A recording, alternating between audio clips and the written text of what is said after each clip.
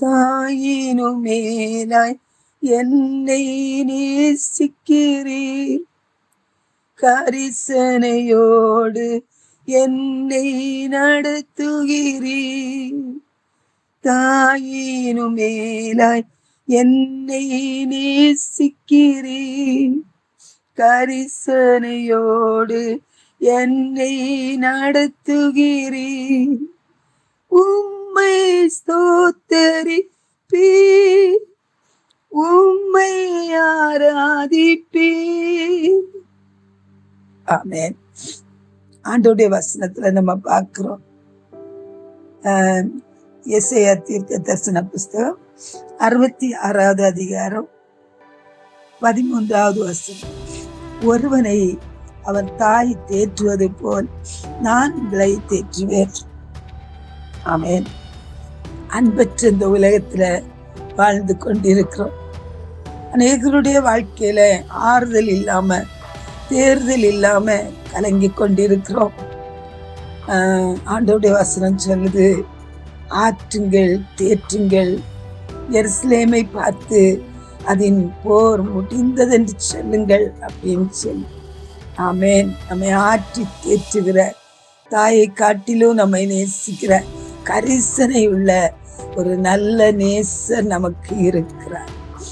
அவர் நம்மை ஆற்றி தேற்றி நமக்காக அவர் யுத்தம் பண்ணி நமக்கு ஜெயம் கொடுத்து நம்மை சந்தோஷப்படுத்துகிற தேவன்.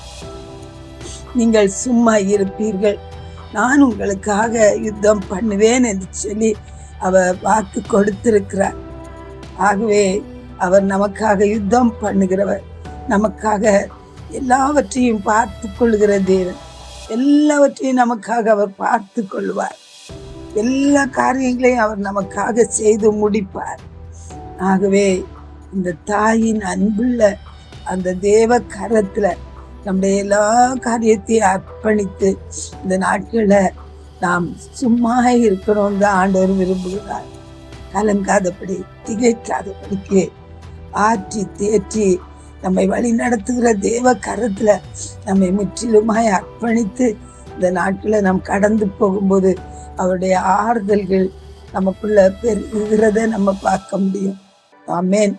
ஆண்டவருடைய வசனம் சொல்லுது, அந்நிய பாஷையினாலும் பரியாச உதடுகளினாலும் ஜனத்தோடு கூட பேசுவார் என்று சொல்லி, இதுவே உங்களுக்கு ஆறுதல் என்று சொல்லி ஆண்டவருடைய வசனம் சொல்லுது.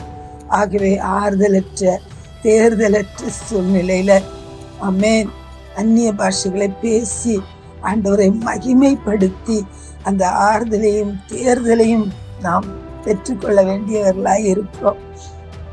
ஆகவே ஒருவேளை உங்களுடைய வாழ்க்கையில இந்த நாட்கள்ல ஆறுதலற்றவர்களாய் இருக்கலாம்.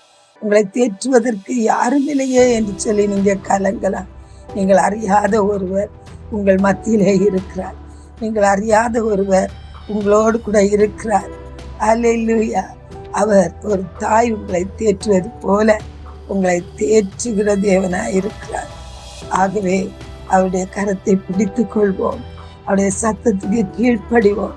அவர் உங்களை முடிவு பரியந்தம் அவர் நடத்த போதுமானவராயிருக்கிறார். இந்த தேவன் என்றென்றைக்கும் உள்ள சதா காலங்களிலும் நம்முடைய தேவன். மரண பரியந்தம் அவர் நம்மை நடத்துவார் என்று சொல்லி நாம் விசுவாசித்து நிற்போம். பரலோக தகப்பனே உமக்கு ஸ்தோத்திரம். உங்களுடைய பிள்ளைகள் ஆண்டவரே ஆறுதலின்றி, தேர்தலின்றி கலங்கி கொண்டிருக்கலாம். அப்பா தகப்பனே, அப்படிப்பட்ட உங்களுடைய பிள்ளைகளுக்காக ஆண்டவரே உங்களுடைய ஆறுதலின் கரத்தை நீட்டுவீராக. உங்களுடைய பிரசன்னம் அவர்களை நிரப்பட்டு ராஜா, அவர்களை ஆற்றி தேற்றுவீராக. ஆமென். அவளை அரவணைத்துக் கொள்வீராக. ஸ்தோத்திரம் ஐயா. அப்பா உமக்கு நன்றி ஆண்டவரே. அவர்களை தேற்றி இந்த நாமத்தின் நிமித்தம் அவர்களை நீதியின் பாதையிலே நடத்துவீராக. இந்த நாமத்துக்கே மகிமை வர பண்ணுங்க. இயேசுவின் நாமத்தில் ஜெபம் கேளும் பிதாவே. ஆமென்.